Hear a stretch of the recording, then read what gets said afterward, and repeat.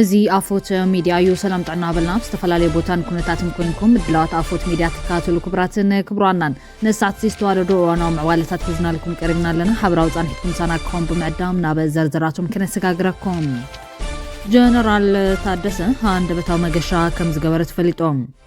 ንዝበለጸ መኸተን ዳሎ ክብል ዶክተር ደብረጽዮን ገብረሚካኤል ኣፍሊጡሎም አብይ አህመድ ምስ ሻዕቢያ ዕርቅ ክግበር ሓቲቱሎ ሻዕቢያ በወገኑ ጉዳይ ህልውና በልጽግና አብቂዑ ክብል ኣፍሊጡሎ ነዚያተምን ካልኦት አገደስቲ ምዕባለታትን እንሆ بقدامنا تكاب تمرت زرحاقو تمهارو سلسته ورداتات ጸለምትን አማደ ትምርትን ምምላስ ኩሉ ድጋፍ ገበር ማሕበር ልምዓት ጸለምት ጸዊዖም ንዓመታት ካብ ማደ ትምርትን ዝረሓቁ ተምሃሮ ሰለስተ ወረዳታት ጸለምትን አበ ትምርትን ምምላስ ኩሉ ድጋፍ ገበር ማሕበር ልምዓት ጸለምት ኣብ ዘውጾ መግለጽ ጸዊዖም ዛጌድ በሰንክ ዘይተረጋጋዕ ኩነታት ተምሃሮ ሰለስተ ወረዳታት ጸለምት ካብ ማደ ትምርት ሪሕቆም ከም ዝርከቡ ማሕበር ልምዓት ጸለምት ኣፍሊጡ ዘሎ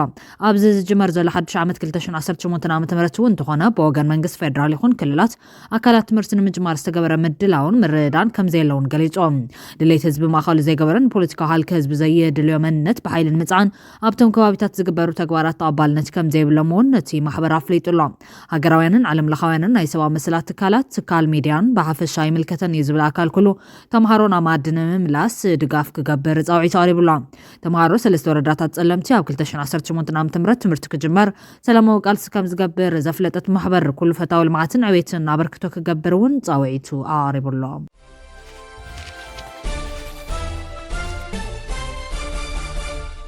ጀነራል ታደሰ አንደበታው መገሻ ከም ዝገበረ ተፈሊጦም ፕሬዝዳንት ጊዜያዊ ምሕዳር ትግራይ ሌተናል ጀነራል ታደሰ ወረደ ኣብ አዲስ አበባ አንደበታው መገሻ ምግባሩ ተፈሊጡሎም ከም ሓበሬታ ፎች ሚዲያ ትምምላስ ትመዛበልቲ መጽናዕቲ ክሳብ ጥቅምት ተዛዚሙ ካብ ሕዳር ተግባራዊ ምምላስ ክጅመር በቀዳማይ ሚኒስተር ትእዛዝ ተዋሃበ እንትኾን ኣፈጻጽማን ከይዱ ሕስነት ምምላስ ትመዛበልትን ግን ክዘራረብሉ ምዃኑ ይሕበረሎም ጀነራል ታደሰ ኣብ ተፈላማይ ጊዜያዊ ምሕዳር ምተሓባበር ኮማንድ ምምላስ ተመዛበልቲ ኮይኑ ትዕድል ክባኽን ወሳን ናይ መሪሕነት ጉድለት ኣርእዮም ሕዚ እውን ኣብ ጥቅምትን ሕዳርን ክፍጸም ተተሊሙ ዘሎ ምምላስ ተመዛበልቲ ከም አጀንዳን ተጀሚሩ ከም ዘሎ ፍልፍላት የመላኽቶም እቲ ውዕል ዝጥሕስን ድሕነት ግዛትን ናብ ሓደጋ ዘውድቕን ኣካል ውሳነን ከየሉ ብበዝሒ ዝቐርብ ዘሎ ለቦዋ ኮይኑ ኣይተ ጌታቸው ረዳ ድማ ነዚ ምምላስ ተመዛበልቲ ምስታብ ምዕራብ ትግራይን ከተማ መቐለ ዘለው ሲቪክ ማሕበራትን ሓቢሮም ክሰርሑ ምዃኖም ምግላጾም ይዝካር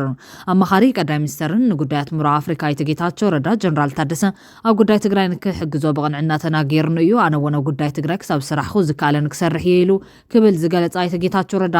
በዚ ድማ ክሳብ ናብ ምዕራብ ትግራይ ከይደት ዝርዝር እውን ታደሰ ዝፈልጦ እዩ ብሓቂ ኣብ ሕሞራ ምስቶም ዝተረኸብኩም ሰባት ናይ ተመዛበልቲ ምምላስ ዘጨንቆም ኣይኮነን ምናልባት ዝተወሰኑ ብገበን ቅትለት ኣብ ስርቂ ዝተሳተፉ ውልቀ ሰባት ክህልው ይኽእሉ እዮም ኣብዝሓ ግን ዓንቃፊ ከም ዘይኮነ እየ ተረዲአ ኢሎም ኣይተ ጌታቸው ረዳ ወሲኹ ከይዲ ተመዛበልትና ንክምለሱ ጀነራል ታደሰን ናይ ሲቪክ ማሕበራትን ሰባትን ኣነ ንፈልጦ ስራሕ ናብ ባይታ ወሪድና ኢና ምናልባት ኣብዚ ውሽጢ ክልተ መዓልቲ ክትርእይዎን ኢኹም ተነ ምዕራብ ክስርሓ ዝተወሰና ክስርሓ እየን ኣብ ዞይ ዋላ ታደሰን ተሳሒቡ ምስቶም ናይ ሲቪክ ማሕበራት ኮይና ክንሰርሓኒና ክብል ምላሽ ሂቡ ነይሮም ብዛዕባ ሽምተን ሲቪክ ማሕበራት ግን የገለጸን ኣይተ ጌታቸው ረዳ ብዝሓለፈዋን ኣብ ከተማ ሕሞራ ዝገበሮ መብጻሕ ህዝቢ ትግራይ ድላይ ሰላም እዩ ሕወሓትን ህዝቢ ትግራይን ኣጃሚል ከምራይ ፍጹም ጌጋ እዩ ዝበለ ኣይተ ጌታቸው ረዳ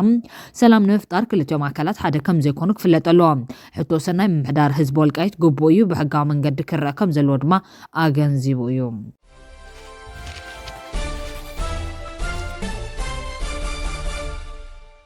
ንዝበለጸ መኸቶን ዳሎ ክብል ዶክተር ደብረጽዮን ገብረሚካኤል ኣፍሊጦም በዝንበትን ብዝመጽእ ፈተንቲ ኩነታት እንከረብረብና ድሕነትን ህላውን ህዝብና ንምርግጋጽ ክንሰርሕና ክብል ኣቦ ወንበር ወዲ ሕወሓት ዶክተር ደብረጽዮን ገብረሚካኤል ገሊጾም ኣብ ዛመን ካሉ ህዝባዊ ዕላማ ጸኒዕኻ ክሳብ መወዳእታ ካብ ምቅላስ ዝዓብኦም ነገር የለን ዝበለ ዶክተር ደብረጽዮን ወሲኹ ድማ ነቲ ፍልፍል ዘይነጽፍ ሓበንን ኩርዓትን ዝኾነ ታሪክ ገድሊ ህዝቢ ትግራይ እንከየመራስሕኻን ብግቡእ ክብሪ ብካን ዓቂብካን ቀያሕትን ጸለምትን መላምል ደቂ ህዝቢ ዝወደቑሉ ዓላማ እንከይሰዓትካ ዛመን ካሉ ህዝባዊ ዕላማ ሽቱ ክወቅዕ መድረኽ ዝሓቱ ቃልሲ ክሳብ መወዳእታ ምክያድን እዩ ዘለዓለማዊ ክብሪ ዘጎናጽፍ ኢሎም ኣብ ዛመን ካሉ ህዝባዊ ዕላማ ጸኒዕኻ ካብ ምቅላስ ዝዓብቑም ነገር ክህሉ ከም ዘይኽእል ድሕሪ ምሕባርን በዝንበትን ብዝመጽእ ፈተንቲ ኩነታትን ከረብረብና ድሕነትን ህላውን ህዝብና ንምርግጋጽ ብጉልበት ዝተታሕዘ ግዛትና ንምምላስን ዝተመሰቓቐለ ህይወት ህዝብና ናብ ንቡር ንምምላስን ዝጀመርናዮ ሰላማዊ ፖለቲካዊ ቃልሲ ኣይዛይድና ክንቀጽል ይግባእ ክብል ዶክተር ደብረጽዮን ገብረሚካኤል ኣብ ፌስቡክ ድሕረ ገጹ መልእኽቲ ኣመሓላሊፉሎ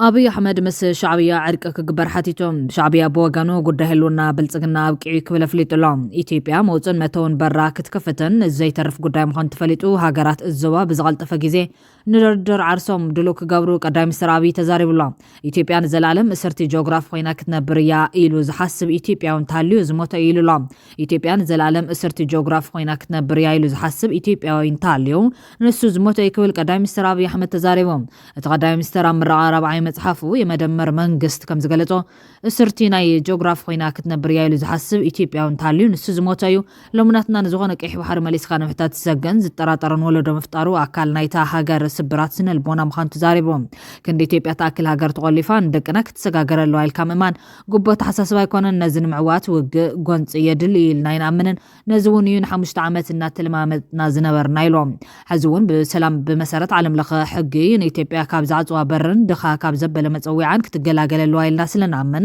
أبزخون يخون مدرخ مس إثيوبيا بسلام من قدن مزرب زد الأكل تاليو إدنا العلى زخون وان زرقو حيبل إثيوبيا سلام يتقدم دخلنا تقالسيا موصن متون براك تعريا زي تعرف قدام خون تجنزيهم أحواتنا بزغلطة فجزين در عرسهم دلوك جور مقبار كم زقبا قليتهم قدام السرابي أحمدن حيالو خالوت سب سلطان تاجرن بزعوا مسلوانة تتكامل نتنافدق كيف بحريك وتصنح مجلسات نير تراوين كقط عم تصنح فلاتو أو كلتاشن عصر شمونتن دحرنا 10 عامات كنا تكوينات مع سلام حزنة زفرما أديس أبا نسمران دبلوماسيا وزمدنا نبزغف درجة وريد لهم التناشح خرز قيزو لمتفنان نبزيد اللي كالي زواو كينات كي مرح عبي سقات فتيوري ركام أبز غروا معلتات لعلو تعزز سراوت إثيوبيا هاجرهم نبقيح بحركة ملسل واكبلو تسمعهم نيرهم يوم وأن زازي سراوت إثيوبيا تماجر شمفيلد مارشال برهان وجلاب زحلف قدام أبز اسمع مدرة أبز غروا عامتات استانت صحيل بحرين نبقيح بحركة ملسوت إنكم زلوا أميتو نيرهم تلعلو تدرا زازي نقاند بيت صحفة ما خل سلطنا نايت زل حيل بحري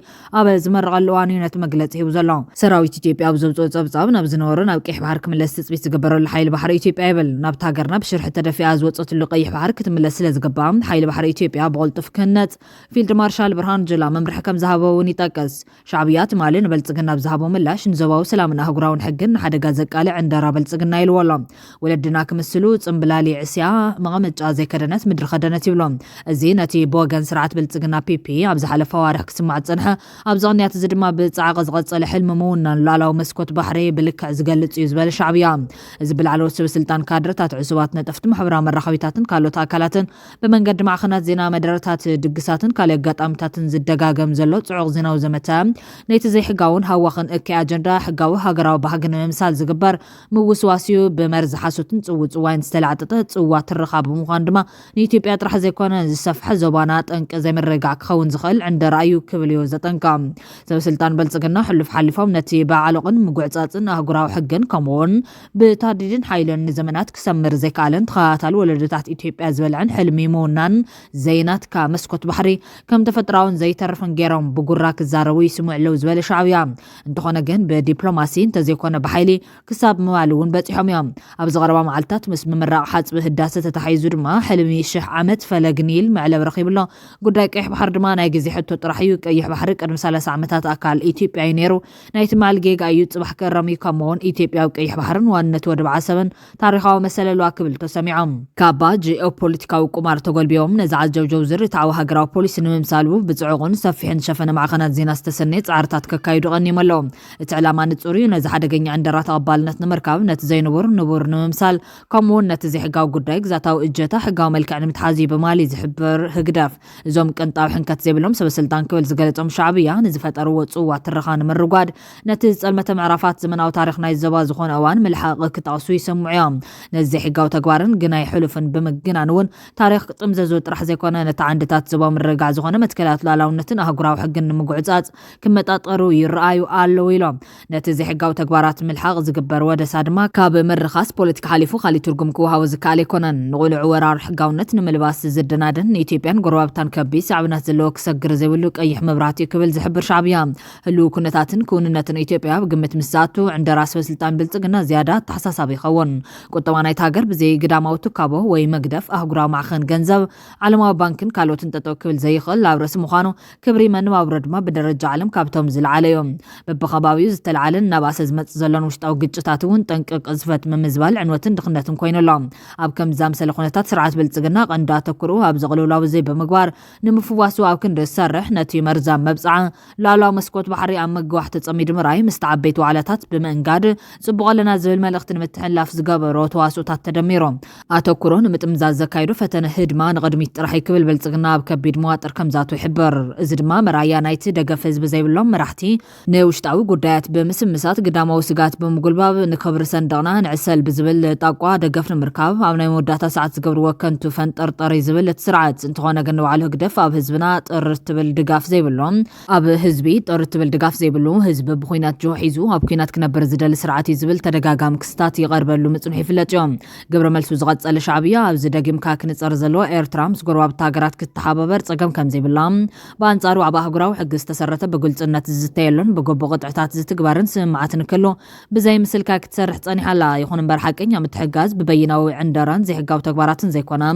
ብምክባር ሕጋዊ ንጹርነትን ሓበራዊ መብጽዓን መረጋጋዕን ጥራሕ ክረጋገጽ ዝኽእል ኢትዮጵያ ትኽተሎ ዘላ ብሓይሊ ዜናትካ ክትውን ናይ ምድላይ ስትራቴጂ ክንዮ ደባታ ዝኸይድ ሓደገኛ ክስተት እዩ ብቕልውላዋት ክሕመስ ንጸንሐ ጥንቃፍ ዞባ ንኻሊእ ሓደጋ ዘቃልዕ ኣብ መንጎ ሃገራት እዚ ዞባ ዘይምትእማን ዘስፍን ከምኡውን ዕድላት ምትሕጋዝ ዘመሃመን እዮም ስለዝኾነ ድሮ ብተግባራት ኢትዮጵያ ምትእማን ዘጥፋ ጎረባብታ ንዘይሕጋውን ዘይክውነታውን ጥሙሕ ከሳሲያ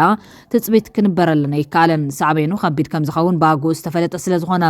እዚ ብቐንዱ ናብ ላዕላውነትን ግዛታዊ ሓድነትን ኤርትራ ዘነጻጸረ ሓደገኛን ዘይሓላፍነታውን ስጋታት ንሃናፂ ውዕል ኣፍሪካዊ ሕብረት ቻርተር ሕቡራት ሃገራት ከምኡውን ንቐንዲ መትከላት ኣህጉራዊ ሕጊ ዝጥሕስ እዮም ነዚ ጽዋዝ ሕጋውነት መሃብ ኮነ ምጽዋር ዕሽሽ ምባል ንላዕለዋዊ መሰላት ኤርትራ ዘናሹ ጥራሕ ዘይኮነ ነቲ ግጭታት ንምክልኻል ኣህጉራዊ ማሕበረሰብ ዝምርኮሰሉ መጻውር ዘመሃምን እዮም ኣብ መወዳእታ ላዕለዋዊ መስኮት ባሕሪ ናይ ሙናን መርዛም ኣጀንዳ ብልጽግና ሓላፍነት ዝጎደሎን ዘለቐነት ኣልቦን እዩ ሓደገኛ ድብልቕ ታሪኻዊ ጥምዘዛ ቁጠባዊ ዘይተገዳስነት ኮነ ኢልካ ዝግበር ምስሓት ኣንፈት እዮም መራሕቲ ኢትዮጵያ ኣብ ክንዲ ብዋጋ ዞባዊ ሰላም ፖለቲካዊ ህላዎም ንምርግጋጽ ምቁማር ነቲ በብኸባቢኡ ተወሊዑ ዘሎ ዘቤታዊ ግጭታትን ንሱ ዘስዕቦ ቅልውላዋትን ፍታሕ ብምንዳይ ውሽጣዊ ርግዓትን ቁጠባዊ ሕወይትን ብምርግጋጽ ህዝባዊ እምነት ንምርካብ ክጽዕሩ ይዝግባእ ንስለ ድሕነት ኢትዮጵያን ዞባናን እምበር እዚ ዘይሓላፍነታዊ ዕንደራ ክንጸግን መክትእ ክግበረሉ ይግባእ ክብል ኣመላኺቶም ቀዳማይ ሚኒስትር ኣብይ ቅድሚ ንኤርትራ ምውራሩ ናብ ትግራይ ከም ዘቕንዕ ክስመረሉ ይግባእ ዝብሉ ተዓዘብቲ ድማ ኣብይ ኣሕመድ ቀይሕ ባሕሪ ማእኸል ገይሩ ዝነዝሖ ዘሎ ናይ ኩረር የመዓልታዊ ፕሮፓጋንዳ መዘናግዕን መሽክዕን እዮም ከም ኣተሓሳስባን ህቅንን ኣብይ ኣሕመድ ጉዳይ ትግራይ መልክዕ ከይትሓዘ ናብ ኤርትራ ከቐንዕ ኢልካ ምሕሳብ ኣዝዩ ጌጋ እዩ ሌተናል ጀነራል ታደሰ ወረደ ኣብ ትግራይ ናይ ኩናት ድልውነት ከይግበር ብምዝንጋዕ ህዝቢ ትግራይ ካብ ዝኸፍ ሓደጋ ንምክልኻል ዝገብሮ ቅድመ ድልውነት ይኳስዮ ኣሎ ክብል ድማ ይወቕሶም እዚ ጉዳይ ኣዝዩ ሓደገኛን ንወራራይ ጥጡሕ ባይታ ምፍጣርን እዮም ህዝቢ ትግራይ ንሳልሳይ ግዜ ከይውቃዕ ካብ ብሕዝኡ ቅድመ ድልውነት ከጻፍፍ ይግባእ ኣብ ትግራይ ዝረአ ዘሎ ኩነታት ንብሔራዊ ሓርበኝነት ሓንሽሹን ንህዝባዊ ሓድነት በታቲኹን ጸላእ ሰተት ኢሉ ዝኣተወሉ ቀይሕ መንጸፍ ዝመስል ሃዋህው ኣሎ ዝብሉ እቶም ቅዱሳት ወገናት ሕዚ ትግራይ ብስሩዕ ስርዓተ መንግስቲ መሓደረሉ ኩነታት የለን ተቓልሲ ክብርኽን ክሰጋገርን ኣሎ ናይ ቃልሲ መሓዙትካ ክትነጽርን ክትውጅን ግድን ይኸውን ኣብይ ኣሕመድ ልዕሊ ዝዓደጎም ናይ ኣጽዋር ቴክኖሎጂታት ብዘለዎ ሂማን ዌቭ ከም ዝተኣማመን ፈሊጥካ ነዚ እኹል ምድላ ምግባር ኣገዳሲ እዩ ኢሎም ኣለዉ ክቡራንን ቤተሰብ ኣፎት ሚድያ ነሳት ናባኹም ከነብሎም ዝሓዝናዮም ሓፀርቲ እዋናዊ ዛዕባታት ኣቕሪብና ዛዚምና ስለተከታተሉና ዜና ንመስገን ኣብ ዝቕጽል ብኻልኦት ምዕባለታት ክሳብ እንጋነ ላይክ ሼር ሰብስክራይብ ምግባር ቤተሰብ ኣፎት ሚድያ ኹኑ ሰናይ ገዛ